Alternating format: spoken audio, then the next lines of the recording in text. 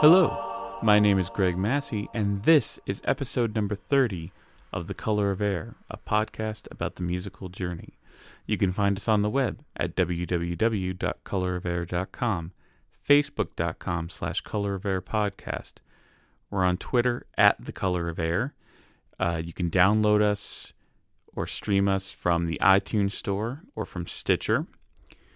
And if you do that through iTunes or Stitcher, please subscribe, rate, and review.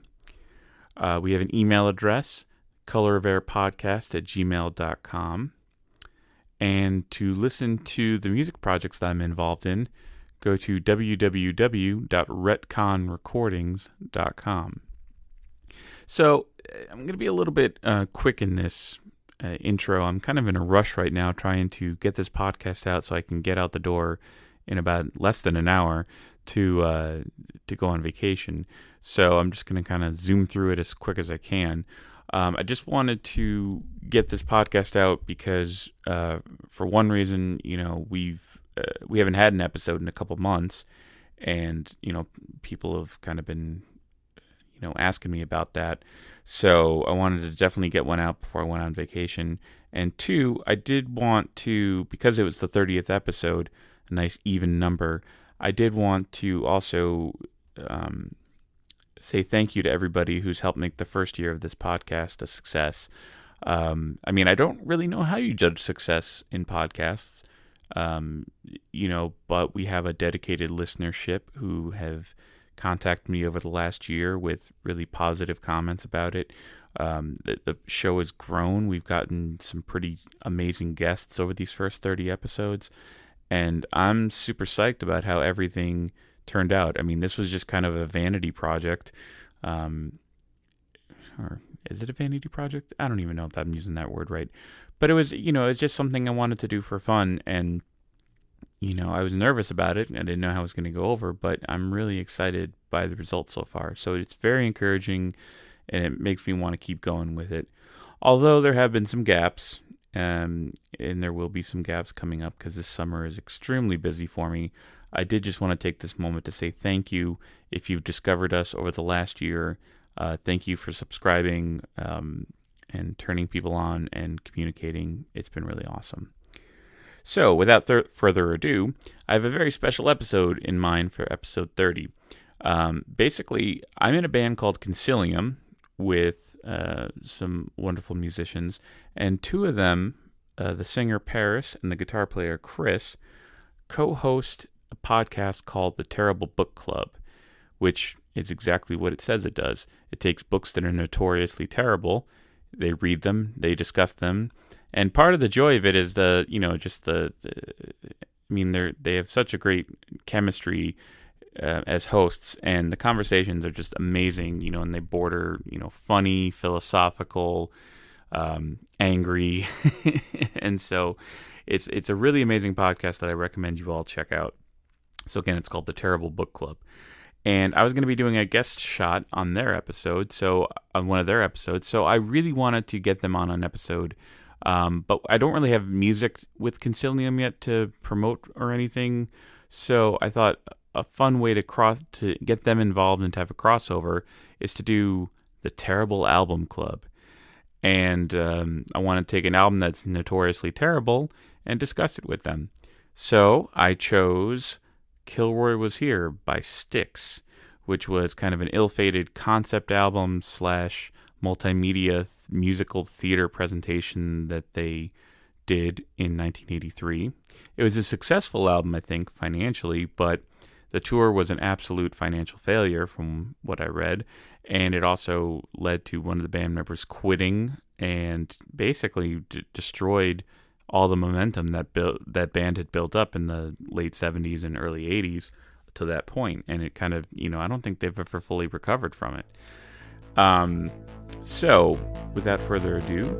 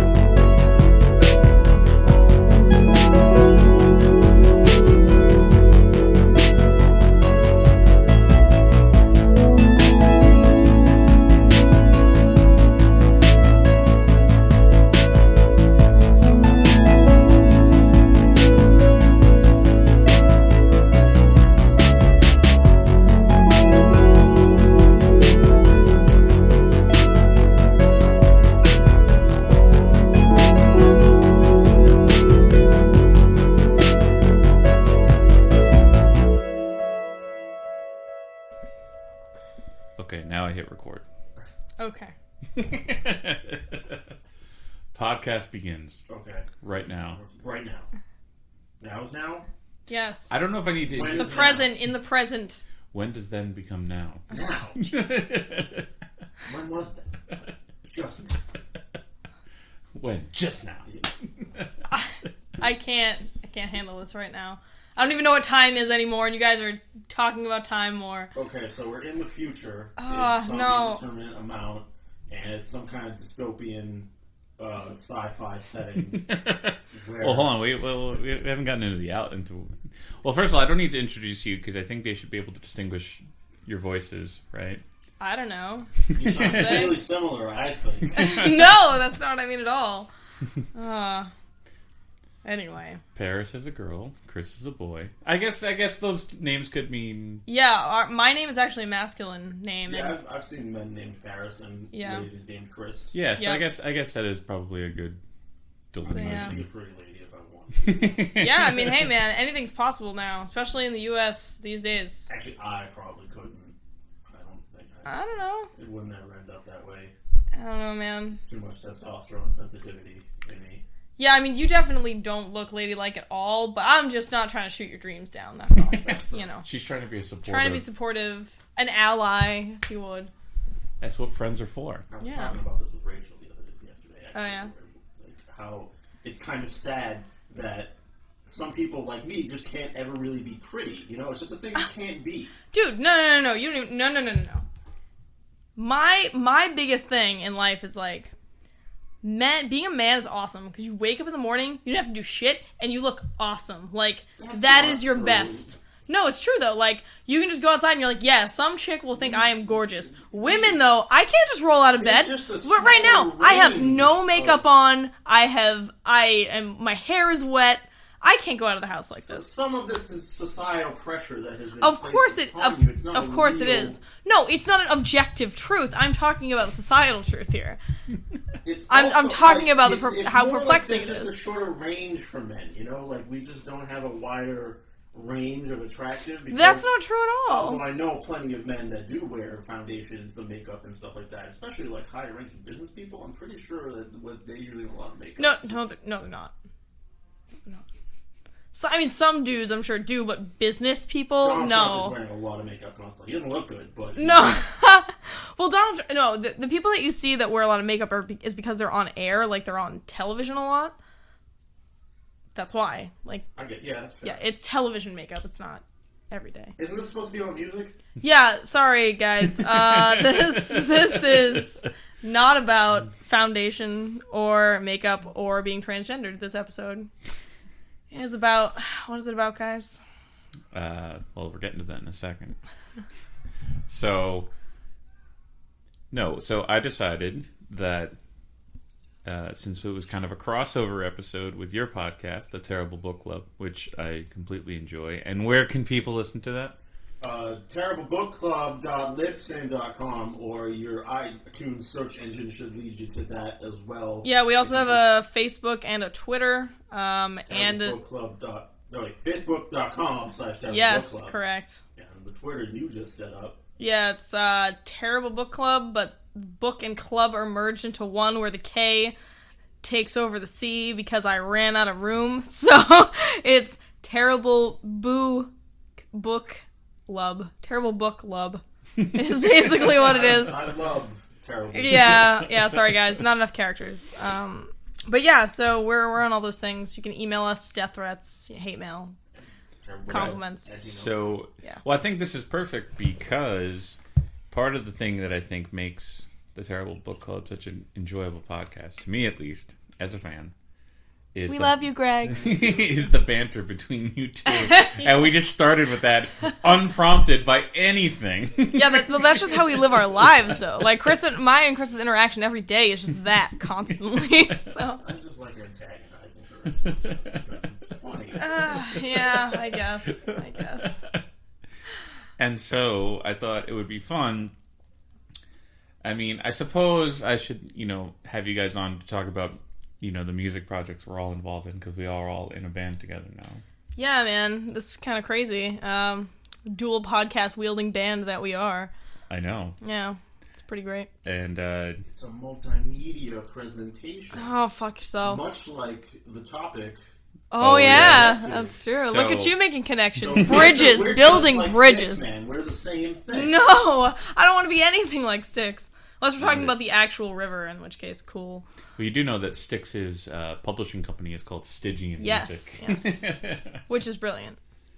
So I thought what would be fun, especially since I'm also I had a topic of discussion on my podcast about concept albums anyway, and I'm kind of a concept album fan, I suppose. I don't want to say aficionado. Since I've been writing one, I've been trying to understand them more, and so I've been looking at things in concept albums, being like, oh, that works, or that really doesn't work. Yeah. And so I thought it would be fun to do the Terrible Album Club.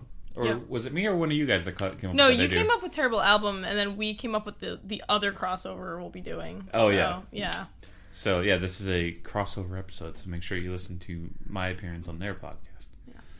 But so I figured we should do a concept album because A, it's kind of literary, so to speak, No, it is. and you can talk about how successfully or unsuccessfully, as the case may be. True. First, you kind of have to draw the line for what constitutes a concept thing, because you can have albums where the concept is just some overarching abstract idea, and you can call it maybe a concept, but You're talking about Graveborn, aren't you? a little bit I kind of did. I know, and that's fine. No, I'm I'm just saying I can understand what you're talking Well, about. and there's not like a flow from beginning to end. Like you can Right. mix the tracks up, it could be the same. So I suppose that's where the line should be Well, drawn. Well, that's true. I mean, there's different types of concept albums, and I think I might have mentioned that too. That yeah, there are some that are just more united by like Dark Side of the Moon, technically a concept album, but it's not a story. It's not this character experiences. Yeah. This, It's that, not and- linear, but it's right, a concept it's not linear. album, right. It's more a conceptual work.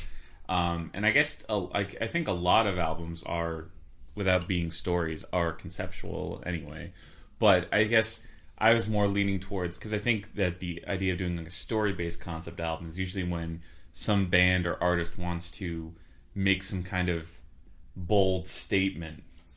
Yeah, that's definitely. You know what I mean? Yeah, except for, I don't know, does anyone have, like, a favorite concept album that maybe isn't like that? Because I can think of one, like, my favorite concept album. Well, what's your favorite concept Yeah. album? Still Life by Opeth.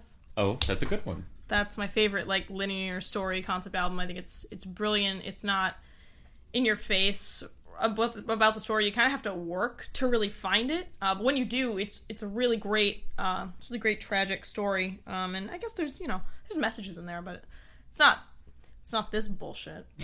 I enjoy concept albums from time to time. I can't say I ever really loved the idea, though. Yeah, I'll say the same. Well- But I need to get something clear to everybody listening right here, is that I hate musical theater.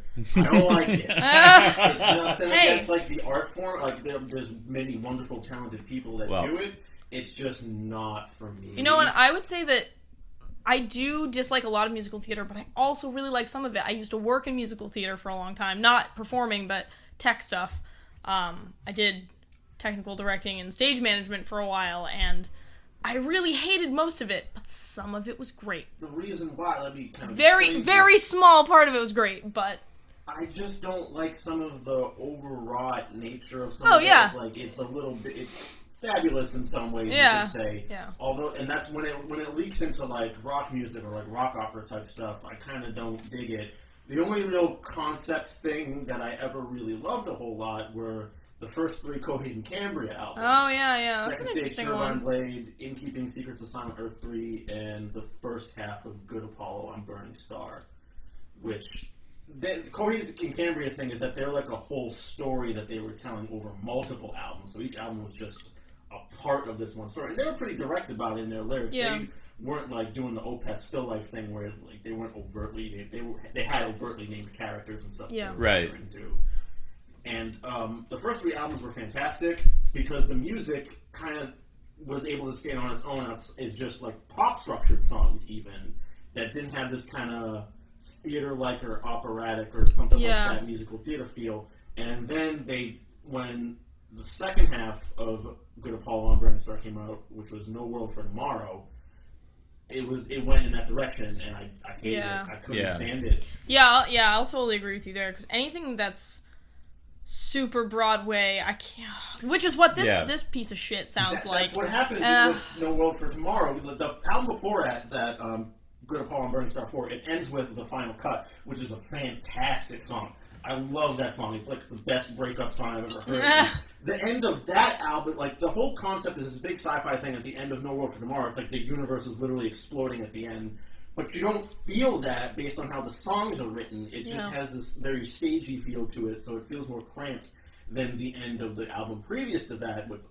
If they ended the whole story with The Final Cut instead of whatever the hell they ended it with on No World for Tomorrow, it would have blown my mind. Yeah, like you should be waiting for a meteor to hit you while you're listening to that. Like that's the whole purpose. And if it fails there, then it's not effective. Well, you're making good points, because I think one thing that I always liked about concept albums is when they weren't, because I think the musical theater thing you're talking about I can relate to, because that's kind of like when you watch West Side Story, it's like some of the music is really good, don't get me wrong, but it's just the idea of these teenagers in New York City in the 50s, or talking in song and dancing, dance-offs, things like that it just, you can't, it's not a good way to describe race relations in America. No, exactly. I feel like the problem with those are actually, you pointed out the two things that I hate most about most musicals are the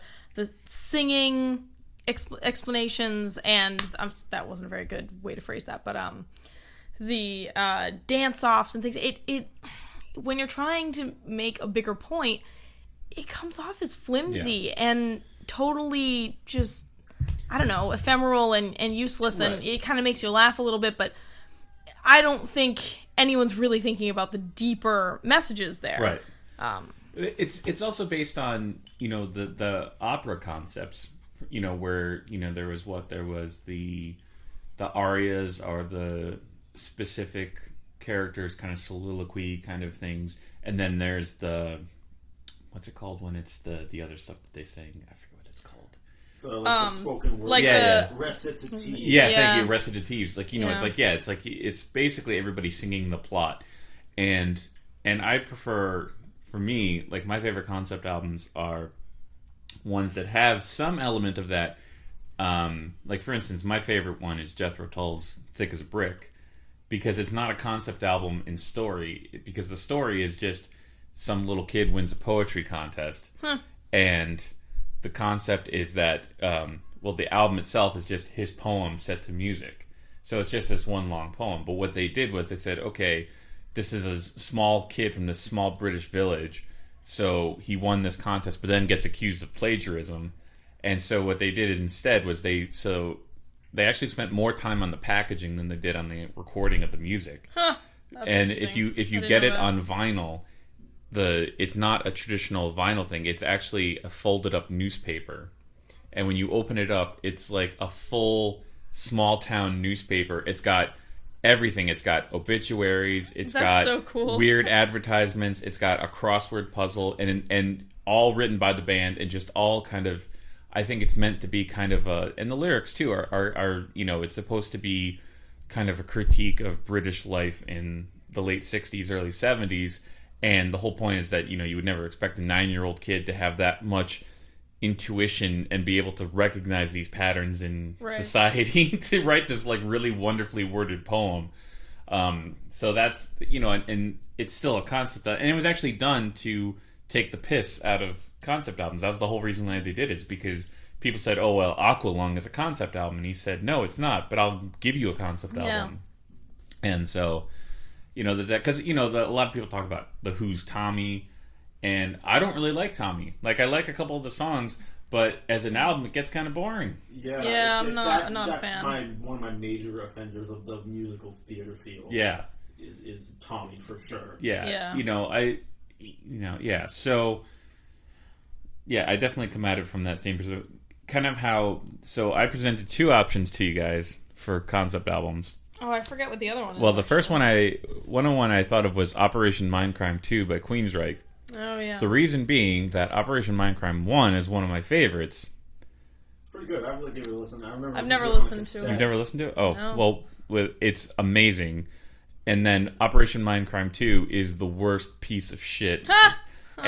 But there was one reason why I decided against it, and that's that there's a character. See, the thing I liked about the first album is that it wasn't like multiple characters to, different singers and things like that. It was the same guy. It was Jeff Tate, singing all the parts. But, except for one part where they have a girl, sorry. Sweet Sister Mary. Close enough. But they have another character, and so for the second album, they brought in Ronnie James Dio to play him. Really? And I didn't even know it's that. really terrible. Oh, no. And given the love we have for Dio, man, the love is so deep. What the fuck happened? I don't want to diss him because I don't want to do it. I didn't want to critique something that he was part of. So the other option was something that I always wanted to explore, and I never really thought about it, and that was Styx and their album Kilroy. Sorry, Kilroy. I'm thinking of that metal band from Rhode Island. No, Kilroy Was Here, which is famous for its, the most famous song from it is Mr. Roboto, which, is a ridiculously cheesy song. People know that one. It's like but people know it, yeah. Touchstone, almost. And my family had this album as a kid, and I remember bringing it to kindergarten for show and tell.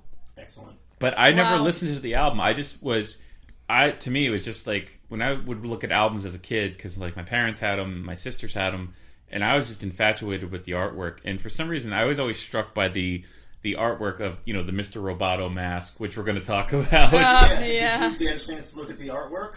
I only saw the cover. That's really... That's really the main artwork. Yeah. And it was like, it was weird because it was like the Roboto mask, and then they had like the fried chicken containers. Wait, fried chicken containers? Yeah. What was I looking at? Well, that actually comes more into play in the Prelude, like the Prelude video that... Oh, I didn't even... Oh, shit. I didn't even watch that. Well, I had a busy day, guys. I'm sorry. It's okay. We'll explain that, and it's not that long, so we can... and the reason why I thought it would be an interesting album is it's kind of notorious for being a failure.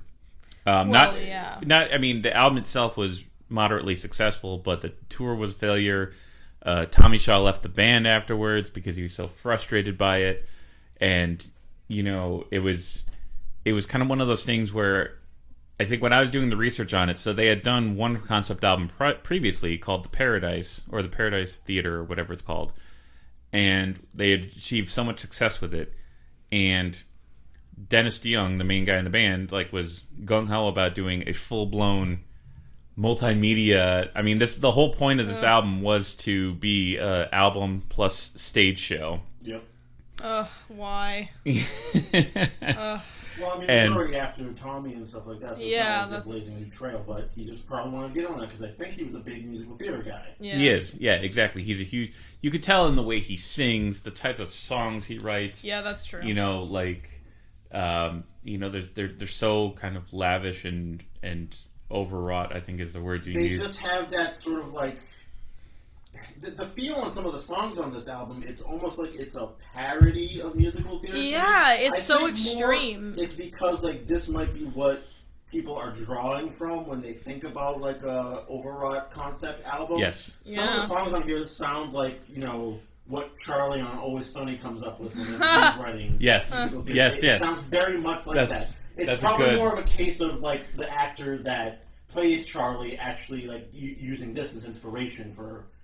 Well, exactly, and I think the thing I like about it, and correct me if I'm wrong, this is something that I think kind of factors into the choices you make for Terrible Book Club too, is that some of them are successful, and that doesn't necessarily mean they're not successful, but it's somebody has this grand idea that they like the Wild Animus guy. Yeah. Oh, fuck that guy. I'm sorry. That's still the worst book we've read. Sorry, for any of you that haven't listened to the Terrible Book Club, Wild Animus by Rich Shapiro.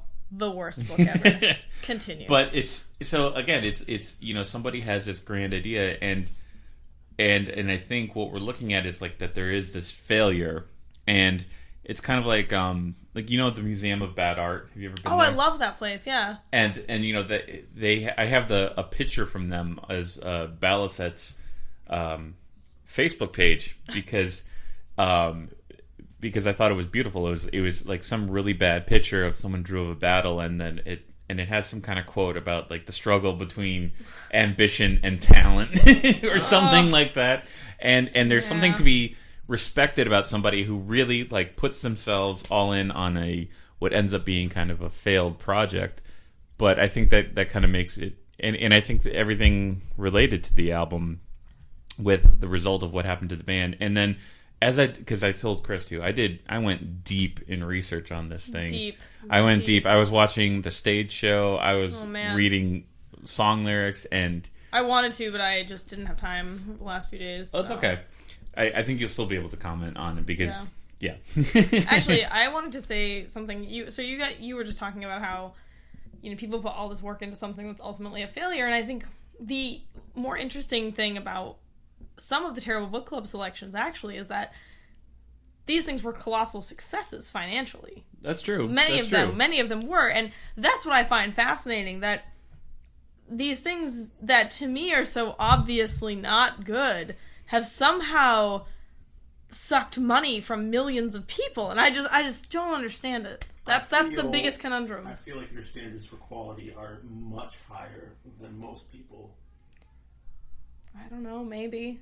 I'm pretty sure that's part of it. I'm not saying that your standards are wrong or too high.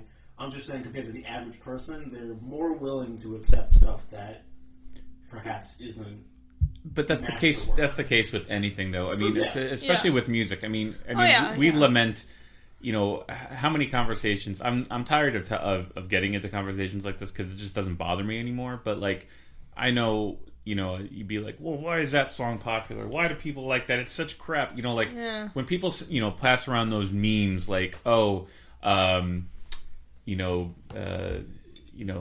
this song, they quote some really shitty pop song. And they're like, this song had 15 people writing it. And then they point to a really good Queen song. And they're like, this only had one writer. And it's like some sort of thing is, I will never accept the criticism that a number of people working on a song has anything to do with its quality or outcome. It's probably more impressive that a larger group of people came up with a good song. Well, and I think... But I think the thing people don't realize... It's less the number, but anyway. Well, I also don't think that when you see a shitty pop song with 10 people who've written it, I doubt they each contributed something. I think that comes to management and other people who negotiate for a piece of the action. For sure. Yeah. So I don't really think it has to do with... I bet you, some Taylor Swift song probably was written by like one guy, and maybe Taylor Swift contributed something, maybe she didn't. And then they have like the producer who didn't write anything, but he gets a portion of it, and then the executive producer gets a portion of it, the manager gets... You know what I mean? Like, I think there's something more to it than just... Because I think it's more of a business thing than it is, a creative thing. Yeah, I mean, and I think the problem that people have with the large number of people co-writing these mass market songs isn't the number. It's the fact that these people are rounded up in a business-like way to create something to make money and not to create something that is emotionally or artistically satisfying. Right. Okay, but... I think that's why I enjoy Game of Thrones very much, and the production team for that is like hundreds of people. Yeah. That were pulled together to create a product that would make money. Yeah, but Chris, a song and an entire TV series, obviously an entire TV series cannot be made by one person. That's just a sheer fact of the physical realm. True, but why do you have to limit how many people wrote a song for it? I'm not saying you have to. I just explained that it wasn't the number, really. It's not about the number. It's the reason that those people are rounded up and who they are and their impetus for creating the song. But that's still, again, you can say that for any Hollywood movie or even Broadway theater production or opera production or orchestras. They're getting up there for cash because that's their job. Yeah. It's their job. Much like it's these people's jobs to write pop songs. Yes. But that's not what we're talking about. I'm so happy that I'm actually live in person for this. And you're on either side of me, and I can just like twist my leg. I'm like, oh, no, Chris has got something up here. It's like a car accident. You can see our terrible facial expressions and our crazy gesticulations. Again, I'm just explaining to you that I don't even think because we want to make money from this, so we have to organize a group of people, is a bad thing in of itself. You can get wonderful things out of arranging people and tempting them with money to do their job. Chris, this is just hearkening back to episode 4 of the Terrible Book Club, where we talked about, where we had this conversation over the Justin Bieber autobiography. I say that with a question mark because we're pretty sure he didn't write it, but it's referred to as his autobiography. So yeah, I don't think we need to derail the conversation any longer. All right, well, it's okay. You can derail the conversation in any way. That's the whole point of this podcast, is because, like, you know, it's fun to, because that's the way people talk. You know, we don't like talk. I don't understand how that happened. Greg, you've been in Jersey for too long. You're in the city, so like a minor, slight Boston accent came out. Was it? Yeah, was that a? That was Jersey. It's more Jersey, but you know. Twalk is not Boston. Yeah, that's There's definitely. plenty of Bostons that say twalk or folla. Twalk? Twalk? Twalk? What the fuck says that? What about folla? Have you heard folla before? No. Number folla? No. I've heard plenty of people that live in Boston that say the number folla. Oh, God. Well, I don't want to know those people. And you're both from Massachusetts, right? Yeah. I'm surprised you guys don't have thicker accents. I made a conscious effort to get rid of mine when I was... Did you used to have one? Yeah. Did you slip into it every now and again? No. Really? Not even at your... No. That entirely. I made a conscious effort to get rid of it when I was maybe like 10 or 11. It sounded uneducated and terrible. Are there recordings of it? Wow. No. Regionalist. I'm just saying.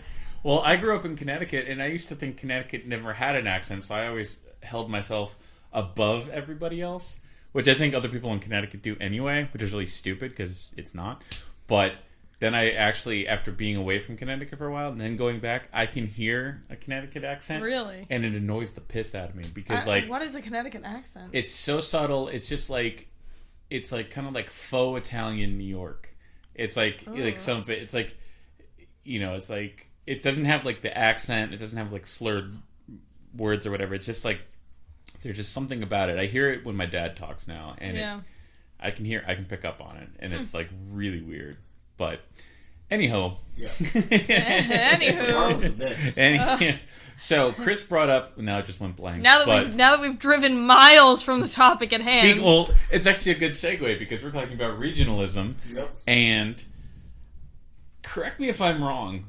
This is a wrong assumption, but I felt that the Mr. Roboto character design was a little racist.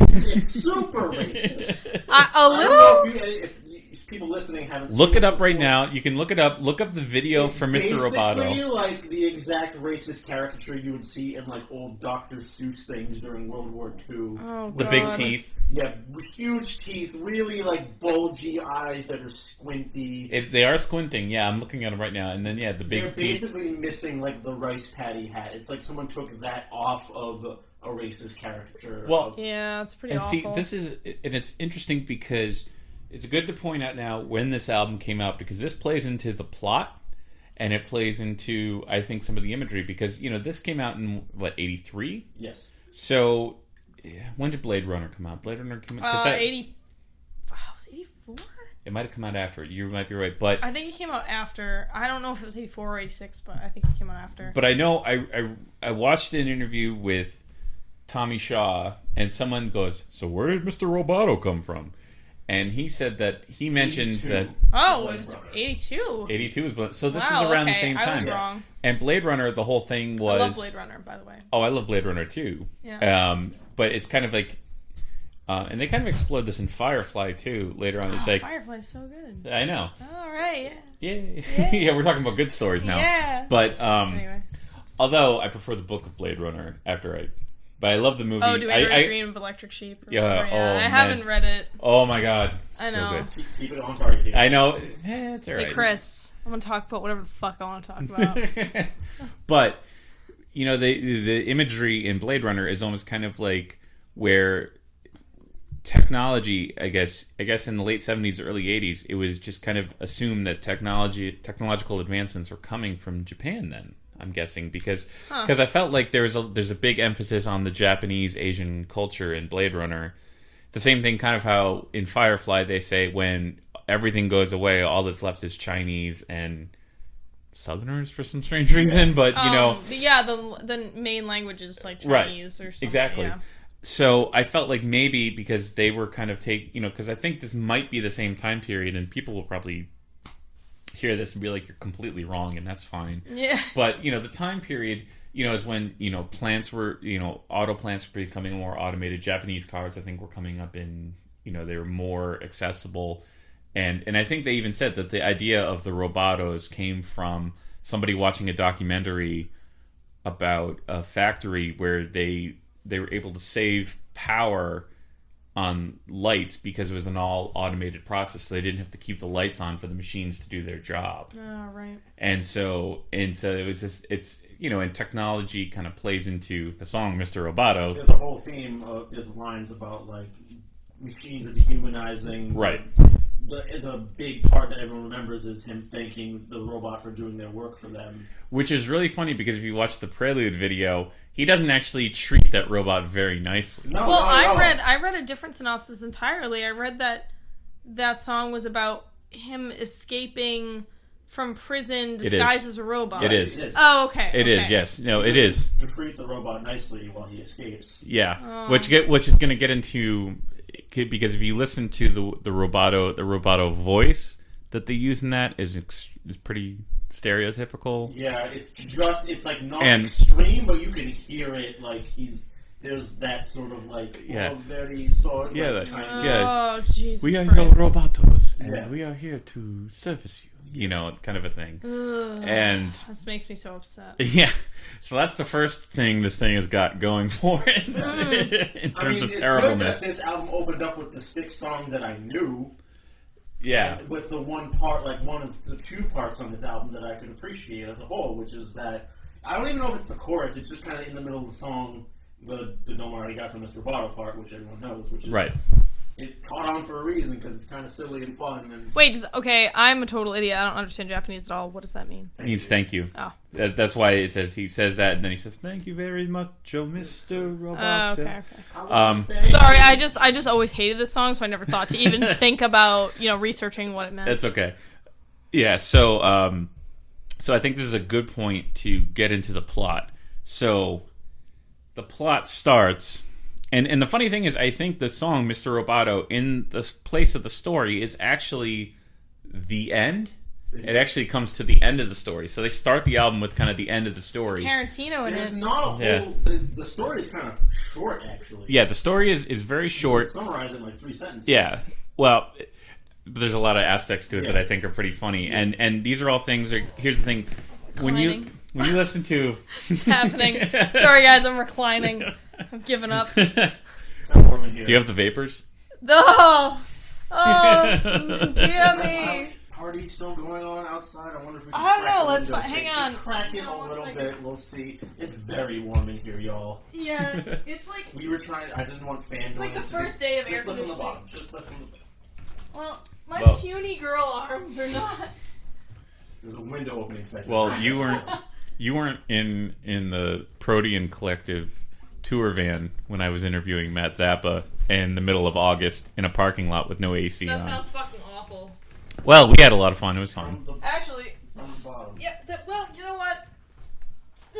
Tiny. Use both arms. This is. Hey guys, I can't open windows. This is the best. I'm so glad I'm getting this one. Do I have to actually get up in the middle of this podcast? We're talking about Styx. There you go. Oh, there okay. You go. At long last, I've triumphed over the window. Okay, now that this is going to air things out a little bit. Sorry, there's a really loud party going on across the street. It's July 5th, and they're still having a good time. Well, I passed a bunch of cops on the way here too. Yeah. To make sure. Anyway, let's get back to So this plot. okay, so the Anyway. plot. So the funny thing is, the first time I listened to the album last night, when I listen to concept albums, like for instance, like the King Diamond albums, like it's pretty easy to follow the story in the lyrics. Yeah. And I should point out those are other concept albums I really like, but this, I was listening to the songs and I'm like, this doesn't sound like it has anything to do with the story. This sounds like a stereotypical love song, which Which I was confused by. Well, because there are 3 songwriting forces. Oh yeah, that's another thing we have to point out. Yeah, that there are Oh. 3 singers in this band, and each of them play a different character. They all have different writing styles. Yeah. You can clearly hear. Well, actually, Yeah. that's not true because one of them I assumed was written by one guy, and I found out it was Dennis DeYoung Right. that actually wrote it. So you have Dennis DeYoung, who his character is. Let me get this straight. Robert. Oh, what's the O? It stands I for. don't know. I'm Okay, sorry. it's Robert O. Charles Kilroy. That's So like spelled, rock. yeah, Right, because Rock is being right. destroyed. or And so you something. have him. He's kind of the one of the main characters. Then you have Tommy Shaw, who plays Jonathan Chance, who is kind of the new upcoming. He wants to take up the cause of rock and roll.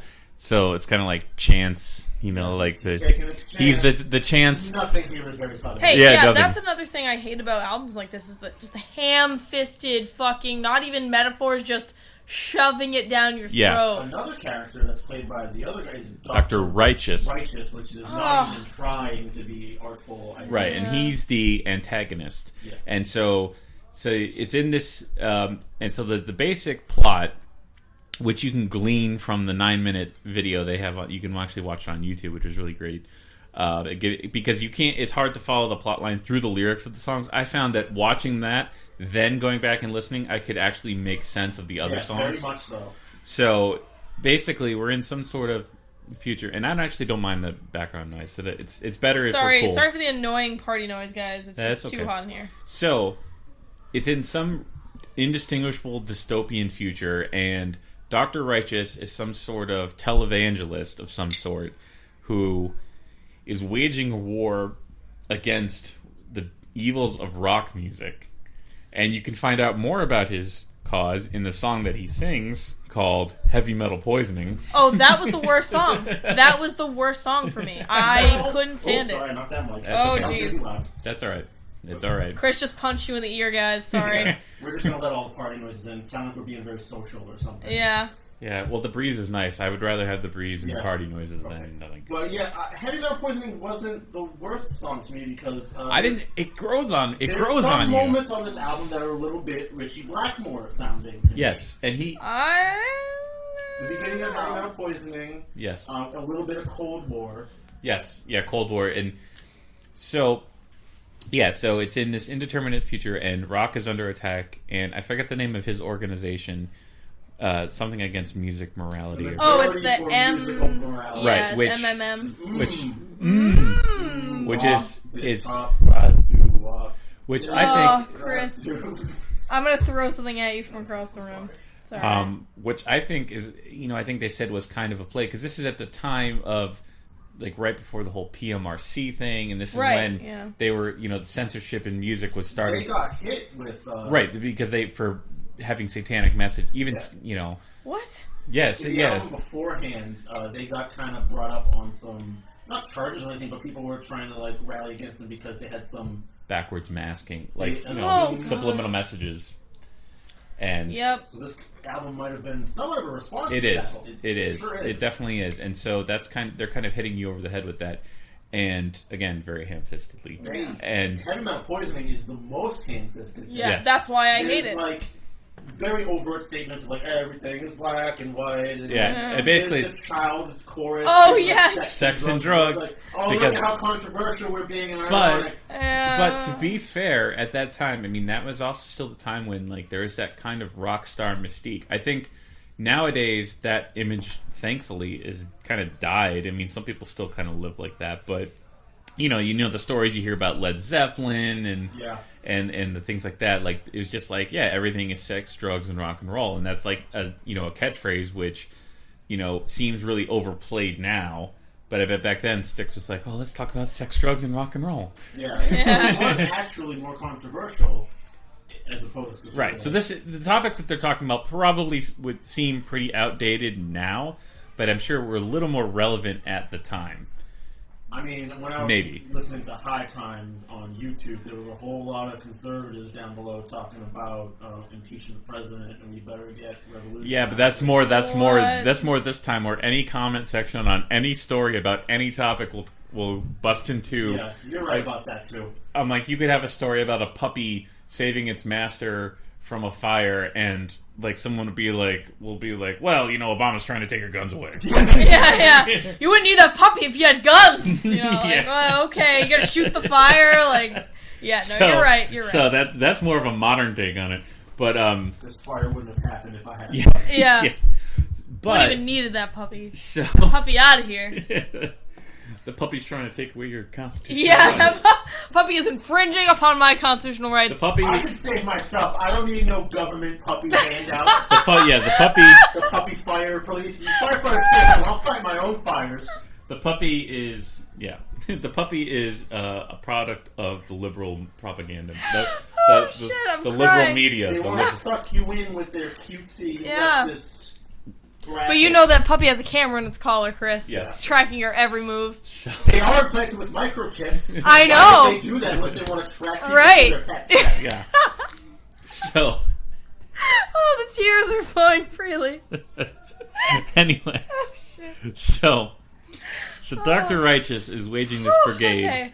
And so the pivotal plot point, which they don't actually explain what happens on the album, and as it turns out, they don't actually explain what happens in the live show either, because I watched the live show stuff, and he asks him what happened, and he says, well, let me tell you. And then they go into a song, and then another song, and then it's just like Styx's greatest hits, and there's no more plot. Maybe it's one of those things where it's like every other word tells you the story. Yeah. You have to pay attention and decipher. Yeah, some sort of incredibly complex thing. Yeah. But so the idea. No, it's not. The idea is that Kilroy is a huge rock star of the time, and Dr. Righteous is trying to take him down because it would be a big coup for his thing. So he organizes a thing at the Paradise Theater, which ties into Styx's last concept album, the Paradise Theater, before it, where the story is that Kilroy is enraged at the protesters, and he kills one of them. And so they're able to get him on murder and put him away in prison for life. What? Well, yeah, you fucking killed someone. But that's the thing. Their story. Oh, the story is that you find out that, although I don't know how it happened, but he claims it was a setup. Right. And so basically, Dr. Righteous has his scapegoat. He's able to say these are the evils of rock and roll. So his movement grows. Kilroy goes in prison, and interesting side note, in the little film that they set up beforehand, Dr. Righteous says the evils that Elvis Presley has loosed upon our great nation. We're going to get into that too, because when they talk about rock and roll on this album, I have a feeling they stop at 1960. Yeah, I'm like, don't you have something to say to old blues legends that paved the way for Elvis's whole career? Well, they're not talking about that. They're talking about rock and roll. Which I don't think that started with Elvis. It didn't start with Elvis, but Elvis is the one who co-opted, however much you want to blame him for, cultural appropriation of black music. Yeah. But the point is that Elvis shaking his hips on the Ed Sullivan Show is what introduced a lot of American youth to rock and roll and started, and spearheaded that kind of movement. Yeah. So I think he's pointing to that, because also, I mean, you look at a blues guy, like a bigger blues guy, sitting down playing guitar, it doesn't scream, even though he might be talking about sex and drugs and all, which they certainly did in those old blues songs, they did. Which are fucking amazing. But Elvis was this clean cut white boy shaking his hips in a nice suit. And, sorry, I think I actually just tried to shake my hips. Yeah, so. every time you've said that, you've shifted a little bit, so that's hilarious. I'm trying to show off my dance moves. It's true. I'm trying. Yeah, you and Chris always want to dance, I don't get it. So, Well, we'll get into that later because I have a big problem with that one aspect of this album, but amongst other parts of this album. Yeah. No, sure. So the point is that Kilroy is in prison. The morality movement has come. All rock music is banned. In the video, they show that people are burning guitars and burning albums. It's like this huge bonfire. A lot of cardboard guitars. You can obviously tell that they're not real guitars, which is good because I would have felt really bad. Like, I feel bad when people break their guitars because I'm just like, yeah, why would I'm you do like, that? I have saved up so much money to get the guitars that I have. I would not want to break them. I constantly have nightmares about my guitars falling apart into pieces in my hands. It's like my one reoccurring nightmare. I have nightmares about. And so instead of teeth, it's guitar. Yeah, no, for me, it's just like I have I'll teeth be playing too. guitar and like the wood just comes apart. Yeah. And it's like freaks me the hell out. Well, Yeah.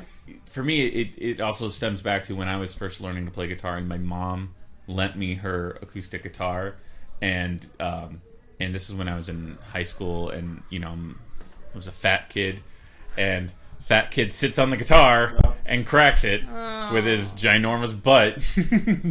So I felt were we terrible all fat about it. kids in high school? I think we all were, right? I was a little chubby. I was really I was chubby. probably the biggest I was when too. I first met you in college. Yeah. I remember seeing a picture of us like freshman year of college, and I was like, "Who the fuck is that kid?" You were like, "That's me." And I was like, "No, it's not." You were like, "Yep, it is." I don't know. Like, so many years have passed that I just Well, I forget. lost all the hair. Well, you guys don't look like chubby kids. Oh well, we all were, I guess. Yeah, I'm trying hard to not be a chubby adult Hey, too. you're doing a good job. Yeah. Look at that salad. Yeah, that salad Greg probably just had beasted a salad. probably had like 3,000 calories in it. That had like 2 whole avocados. Hey, it had leaves. Avocados are good fat. I don't want to hear about it. It's fine. I know. I'm not going to complain about it because it was a good dinner and I'm really happy right now. But Anyway. yeah. So where the story takes place is that in this dystopian society there is this underground movement. Right. Of course, yes. Why does it have to be in the future? Can you give me a compelling reason why Chris, it the has to be a future is sci-fi cool. The future is cool. Because whenever you want to talk about it's I guess it's like any kind of sci-fi dystopian thing where it's not supposed to be. It's set in the future so that you can kind of set it enough apart from your reality. Exactly. That so that you can avoid criticizing current things, which might get you into some shit in your real life. But there is an undercurrent of criticizing that it's not so much you're criticizing the current things, but you're saying this is what could happen if we go along certain paths. Philip K. Dick, which is amazing. But so I don't think it had to be, but that's a fair point. But Yeah. it probably didn't have to be, considering that the music they talk about stops at 1960. It could have been set in the 80s in a parallel 80s or something like exactly. that. But whatever. But the point is, so there's this. So there's this underground movement of people, and that's embodied by the character of Jonathan Chance. It's especially because I think Tommy Shaw is the youngest member of that band by about 10 years or so. He's like so much younger than the other guys, so he looks like this kind of fresh-faced, idealistic teenager. Whereas by the time this album came out, Dennis Young was almost gray, like he had gray hairs everywhere. So he was older. So he's supposed to represent the new thing. And so the idea is that he's going around, doing graffiti and trying to avoid the morality police. And in the movie, they show that him and a friend of his sneak into one of the places where they send out Dr. Righteous's broadcast. And again, Dr. Righteous in the video is kind of this weird laser, He's like a hologram, like a laser hologram thing. like Dr. Green in Half-Life. Yeah. It's like on things. Which is kind of weird too. I thought, to be fair, I thought that the effects in that video were really cool. Oh yeah, no, a lot of it was kind of filmed. It was decently shot. Yeah. It was shot by some professional guy, and the Mr. Roboto outfits were actually designed by Stan Winston, the famous monster creator. Oh. And what he does is Jonathan Chance, he pirates a broadcast, interrupts a broadcast, and says rock will never die, kind of like normal kind of crap, and it gets that because it's broadcast in the prisons. Kilroy hears that, and when he realizes that there are people out there fighting for rock, it inspires him, because his initials spell out rock, to break out of prison. Yep. And so that's where we get to the movie where now they show like it's kind of a throwaway scene. I don't think like it would, there's a throwaway scene where they introduce you to the Robotos, and that they show basically Kilroy basically wising off to them and being like a real wise ass and trying to confuse their artificial intelligence by he says all he says is like, you're in error. Yeah. He just tells them. Well, that's when the robot comes to him in his cell. He like in the. Oh yeah, there's like that whole like riot. Yeah, scene. the whole riot He's scene. Just, like, kind of a douche. He's just like yeah. This robot, and he like walks behind him, imitating them. Yeah, exactly. And then he's just like kind of a childish douche. Yeah, and then it causes a riot, and then the Robotos are like, riot in place. Send in the gas, and so the gas knocks out just the prisoners. And the fried chicken comes into, they eat fried chicken 3 meals a day. Yeah, for some reason they're like... Who? The prisoners in the prison. Here's your fried chicken They don't dinner. explain it. Yeah, they don't. Yeah, they're like, here's your fried chicken dinner to go with your fried chicken breakfast and your fried chicken lunch.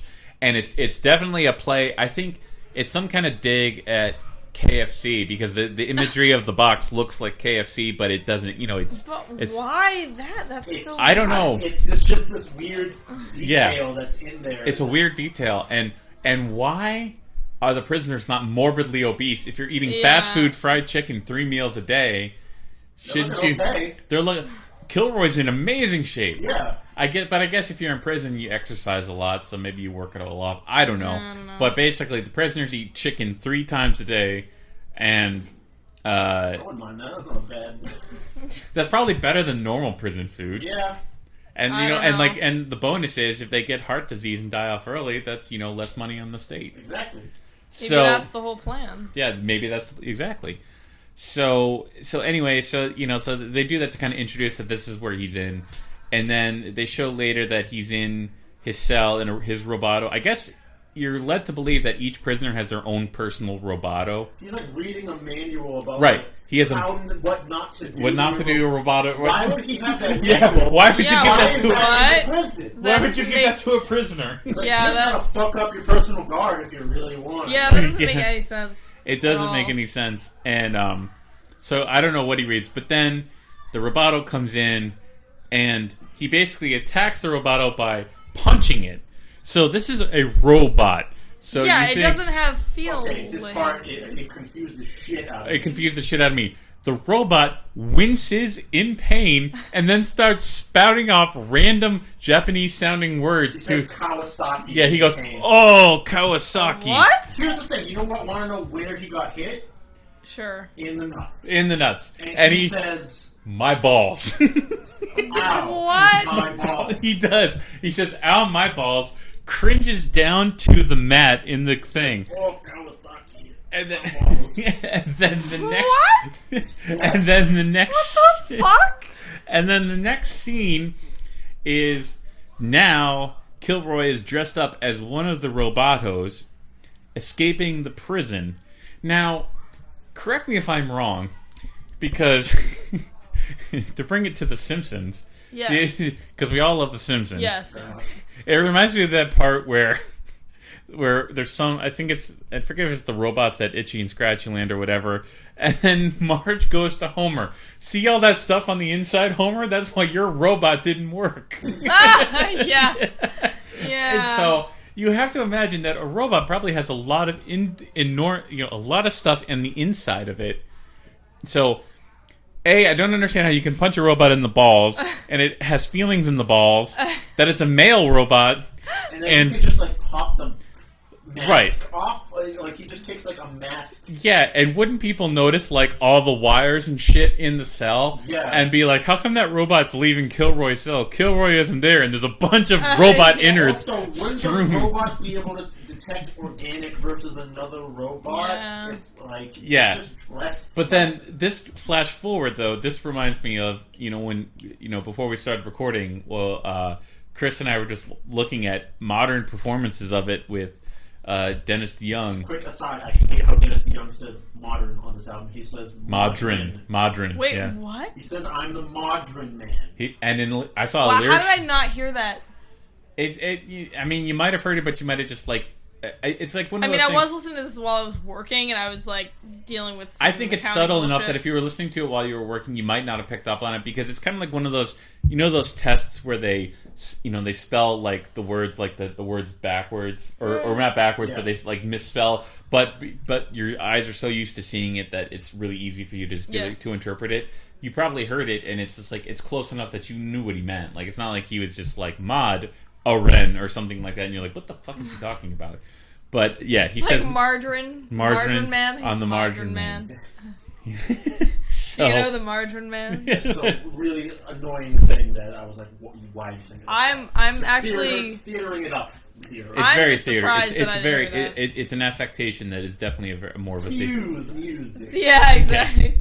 So anyway, so now it cuts to he's escaping the prison, and I do have to say the scene where he escapes is really beautifully shot. I want to know how they do that. Very, very. I thought it was really well done, but so anyway, he escapes, and then this next part of the story, again, it's crammed into a 9-minute movie, so they probably couldn't explain it, how long it takes. But he basically starts leaving these other messages to Jonathan Chance throughout the city, and somehow it leads Jonathan Chance to be like, well, I should go back to the scene of where everything went down. Yeah. The paradise, dun, dun, dun. Which I also think they named it that way because in the stage show, I'll get to in a second, but they actually use it as a way to bring in songs from the Paradise album. Right. So good on them, I guess. Yeah, I guess. Smart move there. So Smooth move. so he's leaving these messages, and then Jonathan gets it into his head that he's going to go to the theater, and he goes to the theater, and his friend's like, this is the last place Kilroy would be. Yet he goes into the theater, and that's where he meets Kilroy. But we should also point out what he sees when he goes into that theater, because they've taken the theater and turned it into basically a museum against rock music. Yeah. So you're greeted by an animatronic. Here's the thing. You can develop artificial intelligence fucking robots, but you can't do a better animatronic. Like Chuck E. Cheese ass Jimi Hendrix. Yeah, Chuck E. What? And basically it's Jimi Hendrix welcoming you in and being like, welcome to the Museum of Rock Music, baby. And it's all about how it sex and how it ruins people's lives. And What? Then you have Elvis off to the side doing his. And then you have a reenactment of Kilroy's when Kilroy is there, and a guy shoots up and goes, "You can't shut me up!" And then he hits the guy in the head with the guitar. It's a looped animatronic. Two really terrible bend sounds Yeah. on the guitar, and then the guy going like, "Stop that filth!" And he gets bonked in the head with the guitar, and he goes, "No." This is making me think of another Simpsons thing. Happy birthday, birthday boy or girl. What's the song? Basically It's that. like, what the fuck? I can't remember. It's Chuck E. Cheese, but it's like, oh fuck, I can't remember what it's called. Oh god. Was that from the Itchy and Scratchy Land? No. no. Actually, maybe it is, but yeah. There's a couple, because they do Itchy and Scratchy, and then they also do the Duff Gardens one, which is my favorite. But I forget. So funny. And that's kind of where the plot ends. Right, because you're right, because the movie ends where he's going through this theater, and he rips the guitar out of the animatronic Kilroy in protest of being like, no, Kilroy was innocent. And then the Mr. Roboto shows up to him and then lifts off his mask to reveal that it's Kilroy. But at this point, and this is why I find Mr. Roboto to be a weird-ass song, because Mr. Roboto is the exposition that happens in the 2 seconds between when Kilroy takes his mask off, because that's the way they frame it in the live show too. Is that it's supposed to take place before it's basically Kilroy explaining, why he did what he did, how he escaped, which is basically to escape, and which is really funny because he treats that robot like shit the entire thing. Guts the poor thing. I mean, if the thing can feel getting hit in the balls, you got to imagine it's got to feel getting its guts ripped out and its brain ripped out. Well, yeah. Well, here's the thing, though. I mean, I think something to think about with robots like that is that they're probably not programmed to feel pain. They're just programmed to react in such a way. I guess that's true. So if they're hit in the balls area, they will say, "Oh no, my ball." They don't really feel anything. Yeah. However, I mean, I think in this really story, know? I'm saying I think in this story that's not the case, but And you could are argue they that. are they reproducing? I guess that's Oh, jeez. because if they have got genitalia, are there Mrs. Robotos? Yes. We didn't see any. But We didn't see man. any. Maybe they're at home with the little baby Robotos. Because this is a traditional robot maybe, society. This is a factory is like the giant Mrs. Roboto uterus. That Isn't there a band that has that as a cover? what? A uterus? No. Like, Well, there's it's like probably a a few. factory, but it's vagina shaped, and there's stuff coming out of it. Someone. Somewhere. I'm yeah. sure that has to have been. Someone Yeah. sees that imagery. When we were Bandcamp diving one day, we came upon it. Maybe. Yeah. I Yeah. don't know. So it also kind of reminds me, just as a brief aside, the idea of like the Robotos are obviously programmed by Dr. Righteous. It's from that whole thing, or maybe they are, maybe they're not. But it kind of reminds me of. Did you ever see that Clutch video? Are you fans of Clutch at all? I can't say. I've never listened to them. There's this weird video, and I'm not the hugest Clutch fan, so I don't know the name of the song off the top of my head, and people are probably going to scream at me. I know. But the video is really cool because it shows the lead singer of Clutch dressed as a priest in some like backwoods church, but all the parishioners are these robots. Huh. And at the end of the service, they all go marching out, and it's like, so it reminds me of that for some strange reason. But anyway, so yeah, that's where the story theoretically ends, and the album kind of begins. And I think this is where we get into the meat of it, which is the actual album. And wow, we actually are getting time out of this. I thought that we were going to get through with this really quickly, but We talked a good amount This about is- the album. I think that was the plot. We could Yeah. start talking about it musically. yeah, musically. Yeah. So the album starts off. There's not that many songs on the album. So the first song is Mr. Roboto, and obviously we all know what that song's about. There's not much else. It's basically this album kind of starts It's the right away with exposition. the problem with it's very theatery.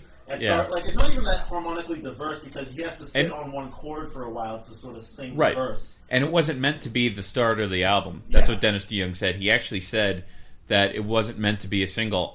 The only reason Mr. Roboto exists was to bridge the movie into the stage show. Oh God. Yeah, and So bad. But then again, it's the only song that lots of people know because of that one section. Yeah. Right. That is Right. like, culturally ingrained almost. Well, I will say, yeah. I mean, the song is catchy because it's kind of weird in structure. Only Right. that part is catchy. Yeah.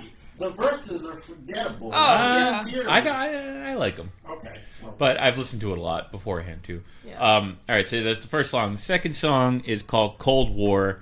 And honestly, I think after watching that, because it's sung from the perspective of Jonathan Chance, it's a Tommy Shaw song. I'm reclining again. It sounds to me like that song lyrically is about Jonathan Chance kind of voicing his...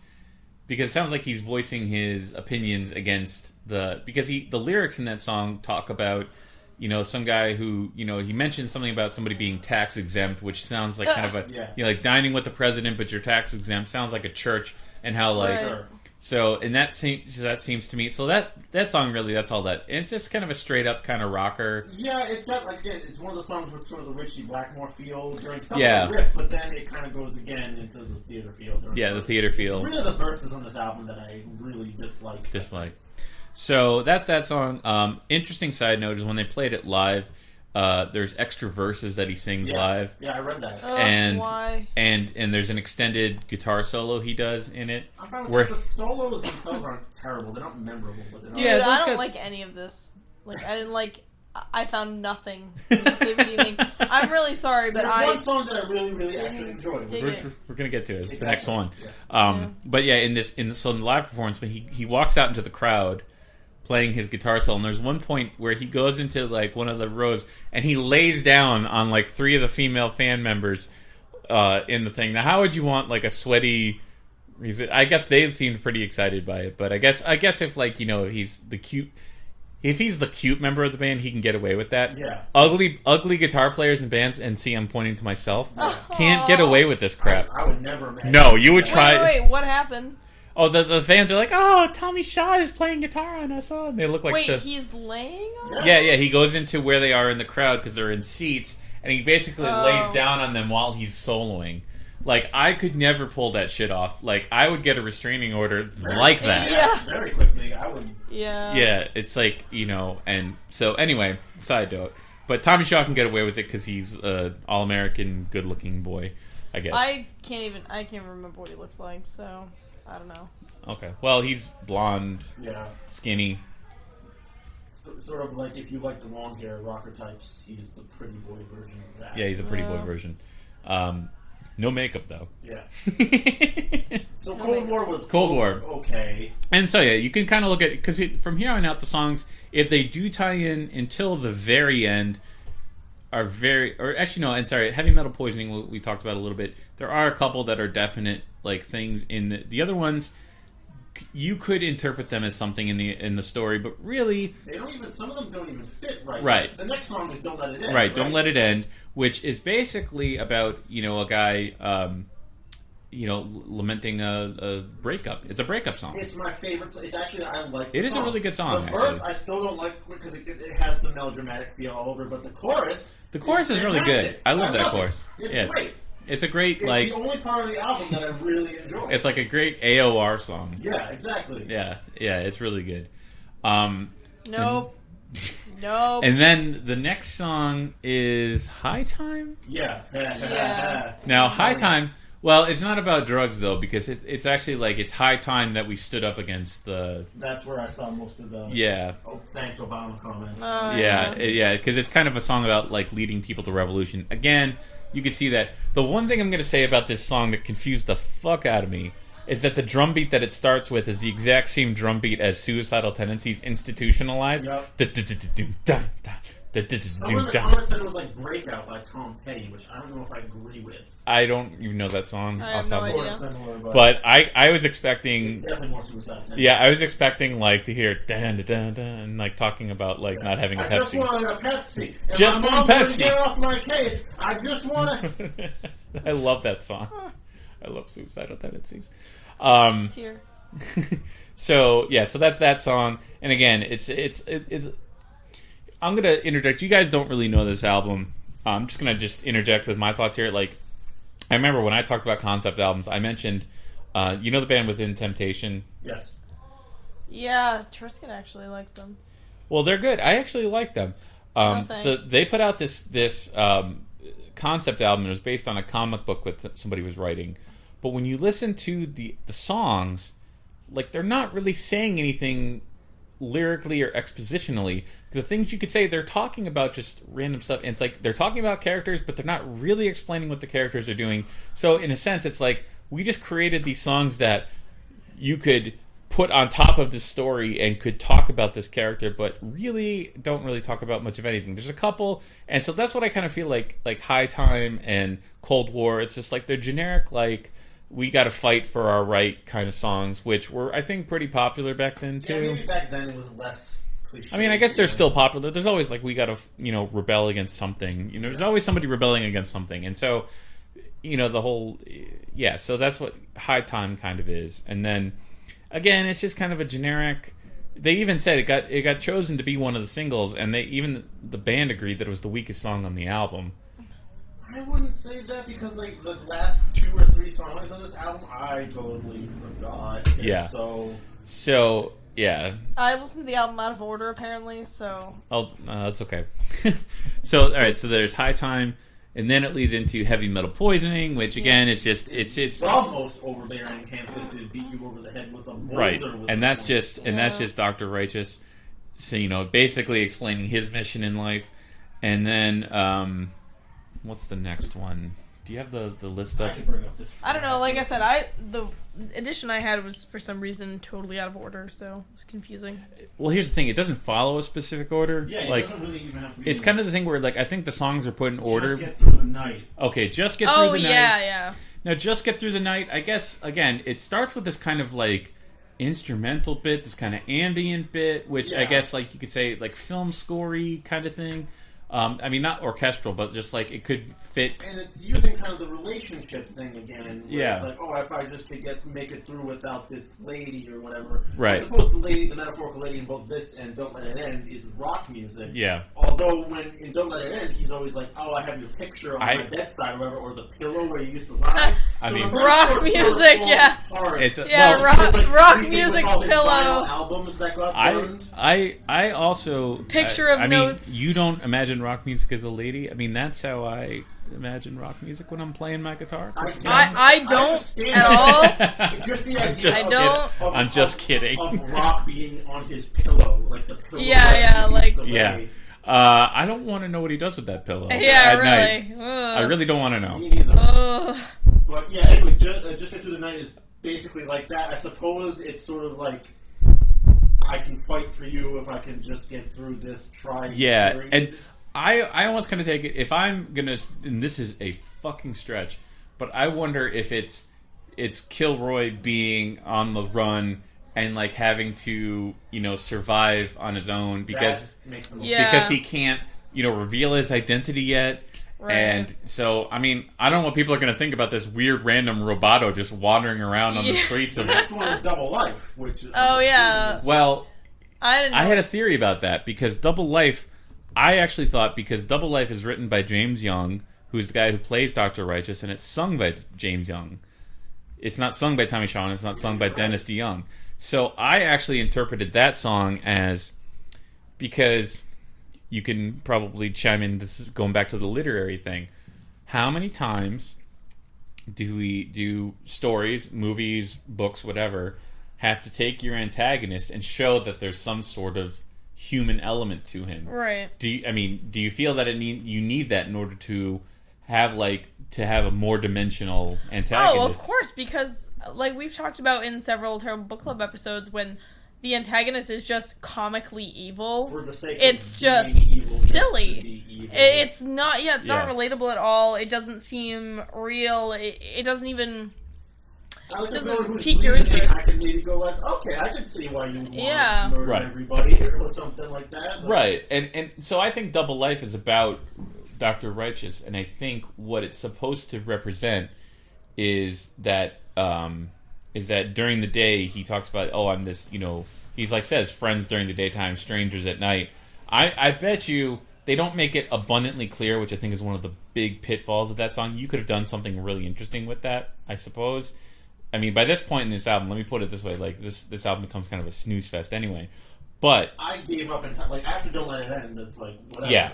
So this song, I mean, like, it wasn't until the third listen that this popped in my head.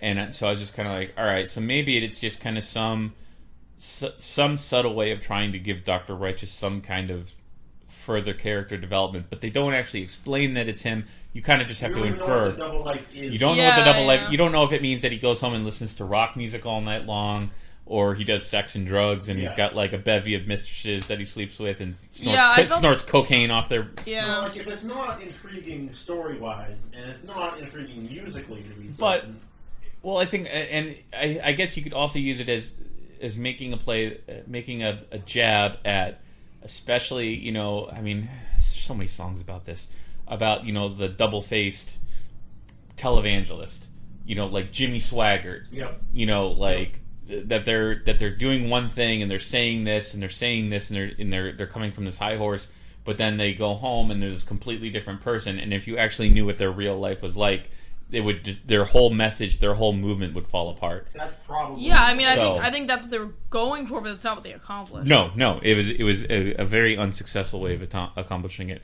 The next song, Haven't We Been Here Before? Completely unrelated to anything in the album. I think it's supposed to be like Johnny Chance and Kilroy meeting in the Paradise, and they're both like, "Oh, we've been here before on stage, like listening to or performing music or something. Let's start it up again." Okay, That's what I got from that's a good way, because that leads cursory into research on Wikipedia when I was looking up what the fuck is. right. It's a good. No, that's good. And then that leads right into the last song, which is a reprise of like Don't Let It In. half of Mr. Roboto and a sped up version of Don't Let Right. It In, which I fucking hated. What the fuck? Why would you do that? Because it's a musical theater thing. You reprise a good Yeah. song. I know. Okay. Wrap it up. This is another thing I talked but- about when I was talking about concept albums, that I kind of appreciate when bands take that kind of the leitmotif aspect of operas and things like that, That is neat. and symphonies, and they try to. I even pointed out when I was talking about concept albums, like one album that I thought did it way too much was The Crimson Idol by Wasp, where he takes this one line and he repeats it in like 5 of the songs. That's too many. Same melody. And like it's cool if you want to repeat that in like 1 or 2 songs to kind of be like, all right, this is like the motif of the album. You know, this is the character in a melody. But again, it's overdone. But you know, like Koki uses it. They have like a time passage melody that they use for parts of their albums. Where like when you hear that melody, it means days or months or years. Oh, of passing, okay. Which is kind of a neat way. That's to that actually is pretty cool. Yeah, there's different ways you can do it. So from that respect, I was like, oh, that's cool. They're kind of reprising the, you know. So basically, the story encapsulated in the music is bookended with the first song and the last song, and the interesting thing is that the first part of it is sung by Johnny Chance, and he's basically saying, "I'm the modern man." Does he say modern? Does he says it too? Motherfucker. Modern. I can't believe I didn't pick up on that. I kept hearing maudlin.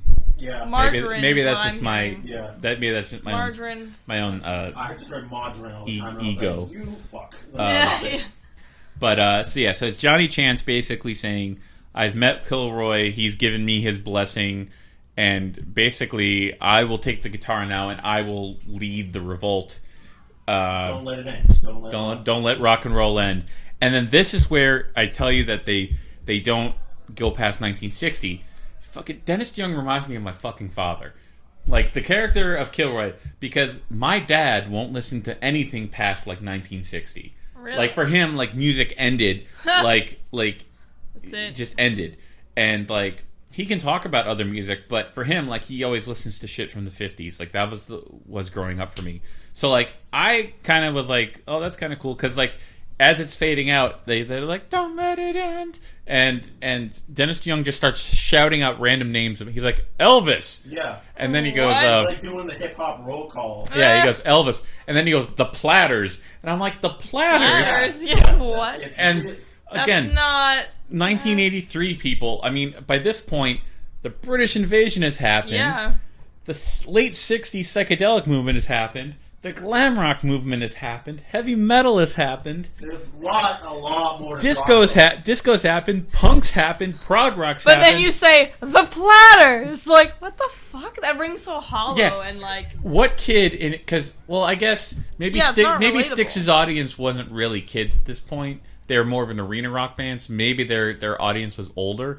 But like, even still, like the Platters was like my dad's band. You know, like my dad loves that band. I love them now, but that's me, you know, older, wanting to discover older music. But at the time, I was like, Dad, why do we got to listen to this crap? The fade out on the reprise is essentially like some kind of, it's like a bunch of rock music, like cliches, like you know musical cliches at the for like the toilet flush style ending of the fade out thing where he's just doing all the and shit like that, and David Lee Roth in the shower. a little bit. Yeah. And, Yeah. that plus all these shout-outs and stuff is just fading out. It's like, we're not going to let rock end or whatever. Yeah. We're not gonna take Yeah, it. I feel like Twisted Sister did a much better job of, Twisted like, Sister did do a much better job. of inciting like Rock Revolution in that one song than this whole album. Well, and also, like, I do remember from the PMRC trials, I don't remember Dennis DeYoung getting up and making some impassioned statement, but I do remember Dee Snider Yeah. being the... Yep.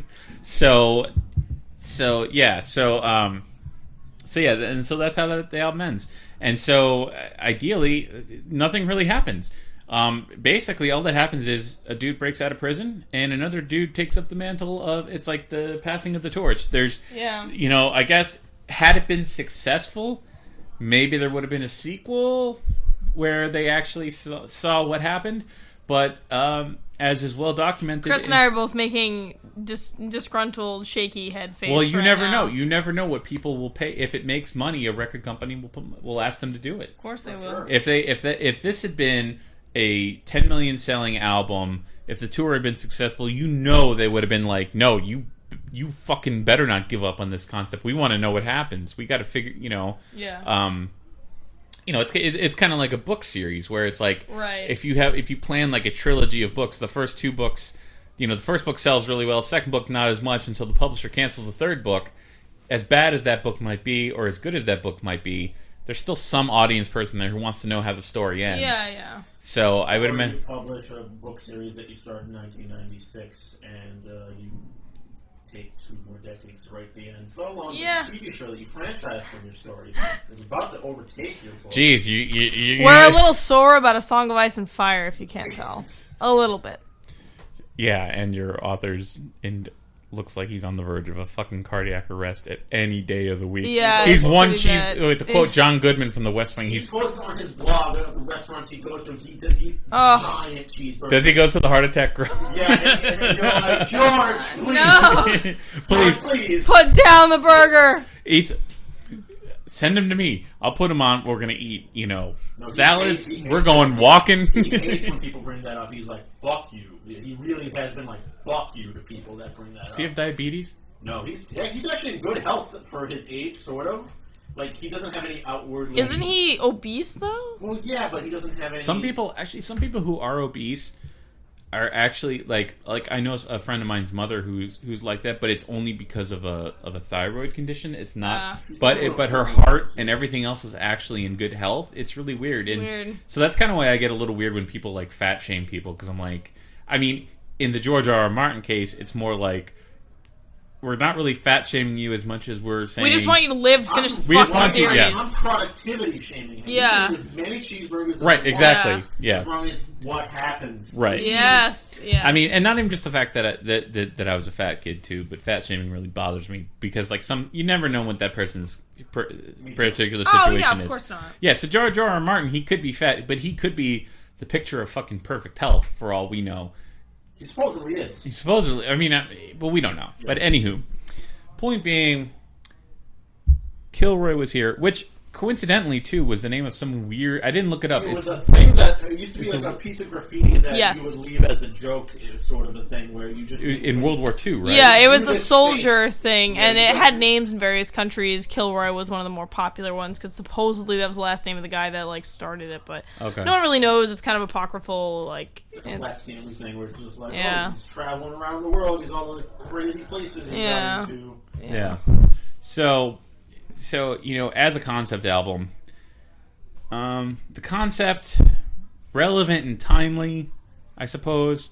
Not told very well. Too ham-fisted. Ham-fisted. The plot elements in the actual music are pretty thin. Some songs don't fit in totally, which I don't mind, I guess, because Don't Let It End is one of the ones that doesn't fit the most to me, but it's the song I like the most. Right.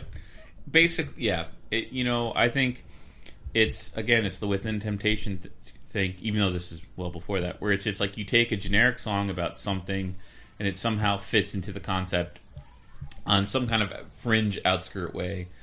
And yeah, so that is why this counts as a terrible album. I'm kind of guilty of this with Graveborn stuff, actually, because the full length that we have out, Samsara, is vaguely about sort of using small deaths in your life, metaphorical deaths of horrible change that happens in order to give yourself the energy for new life, because Samsara talks about this whole circle of life where in some philosophies it's sort of like your karmic debt that can lead to better or worse circumstances in your next life.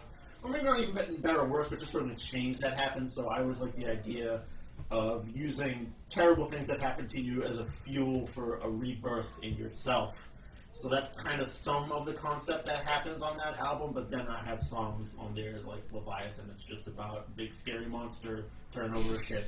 So it's not really a concept album, and I'm kind of guilty of this myself, so who the fuck am I? Well, I mean, it's... I didn't market it as a concept. No. And you didn't make a stage show for it. Yeah, no. Well, another concept album that I talked about once was, Nevermore's Dreaming Neon Black. I've never been a big Nevermore fan. Sorry. It's basically like he takes this one concept of a girlfriend being lost to some religious cult and drowning herself, but then he also uses it to espouse some of his like crazy political beliefs. So he has a song about how TV is evil and things like that. And so in the but like in the story, it doesn't necessarily add or detract from the story. But what it is you can imagine that the character is basically all the events of the story lead the character to become this kind of reclusive, almost kind of like I find he's more like the Unabomber, probably living in a place, basically talking about how society is wrong and evil. And I guess that's kind of what they're talking about here. Technology. I mean, I guess that concept that technology dehumanizes. I mean, what the fuck? I mean, that was 1983. Terminator came out since then. Yeah. Minority Report, another Philip K. Dick. Demolition Man. Demolition Great Man. movie. I love Demolition Man. I know, I do too. I saw it in the movie theaters. I love that movie. I haven't seen that in so long. It's great, though. Yeah, it's a common theme in sci-fi, which is really funny because if you look at the concept behind Paradise, the one before it, completely different. The Paradise was literally about an actual theater in Chicago, where Dennis DeYoung is from, and it talks about the birth and death of this club. And when you look at the birth, it was born in it was started in 1928. It closed its doors in 1958. So again, you can see why all of his cultural references end like in 58, because it's just like he seems to be stuck in that kind of era, which is really, really funny because of the time period that they're from and all the different kind of crazy stuff. Like the proggy stuff they've done, because they have done some proggy stuff, and the, Come Sail Away, even though South Park makes fun of it, it's a great song to me, and it has like, the really cool synth solos and things like that, which you guys know how much I love synths. I know. I feel like I'm a little out of place on this episode because I just don't like this at all. I don't like Styx. I don't know if praising this album. No, but I just can find no redeeming qualities. I don't know. Not for me. That's okay, as a whole. And that's the reason why we wanted your opinion on it, because it was good that we got your reaction because we're approaching it in two ways. We're looking at it. Yeah, we're talking about the story, but at the end of the day, we're all musicians. We all probably obsessively listen to music we love and pick up. We're also different types of musicians too. Well, but so? Just certain aspects of it. Like Greg, I always like to kind of rib as sort of the prog guy who progs stuff out. And as opposed to when I write music, especially in our band, it's very sort of riff-based and repetition-based. I like a motif that repeats a couple of times. I like a good hooky thing because I'm honestly influenced by pop music a lot. I love a wide array of pop music unashamedly. Whereas I don't like pop music really at all. And for me, the things that really matter when I'm writing vocal melodies or lyrics is like cerebral and emotional stuff. Like that's what I hinge on. Right. So, I want the hook. Fuck your hook. Take it and shove it through your eye. You can have both. You can have both. You can. I'm not saying you can't. Yeah, exactly. That's why we're all in a band together, and that's why our band rules, right? If I can, no, not really. No, if I can toot our own horn for a second, this has been one of the more enjoyable kind of collaborative writing experiences I've had in a while. Because in Ballaset, I'm the sole songwriter for the most part. Like, people will sometimes contribute things, but I'm, at this point, because I had most of our last album written before Shannon and Nick joined the band, I had a vision in mind for many years. And that's a tough way to write because I think it works in certain bands, but I think really good music comes from when you have people coming from different perspectives. And so, I think, that's what makes what we're doing in Concilium really good, so... Yeah, team. Yeah, no, we have us three, and then we have, a drummer who hadn't played in 5 years and had only played punk before, so that brings, a really bizarre coloring to the percussion, and, our bassist is primarily a guitarist who writes black metal and atmospheric stuff, so it's, we have all these really weird angles, and it somehow works. Yeah, and that's... because we all love Doom, even despite our weird backgrounds. So. Freeform's kind of the same way, because I have a vocalist who's a severe hardcore kid. Oh, yeah. I have my drummer who comes from a couple of different backgrounds and likes to be a little bit more improv-y, And Dude, he's like jazz brushes. Like that's what I think of when I see a little Joe. bit. He's blasting away just as good as No. anyone else. I mean, I love the way he plays, but and yeah. then there's me, who is once again very like melodic death metal riff oriented, where I'm just very guitar oriented, and our bass player who's like also kind of like core oriented in that thing, but he can play.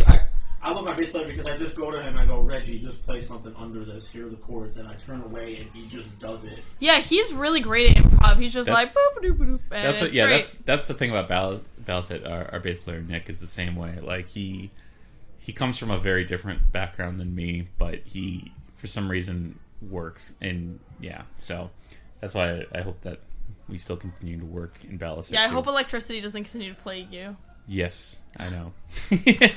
Terrible. But yeah, thank you guys for being part of this terrible album club. We should it was do great. it again at We some should. point. It was fun. It should be a recurring segment. He's And pretty lengthy, it seems like. Oh, good God! Yeah, I'm sorry, guys. This is long as hell.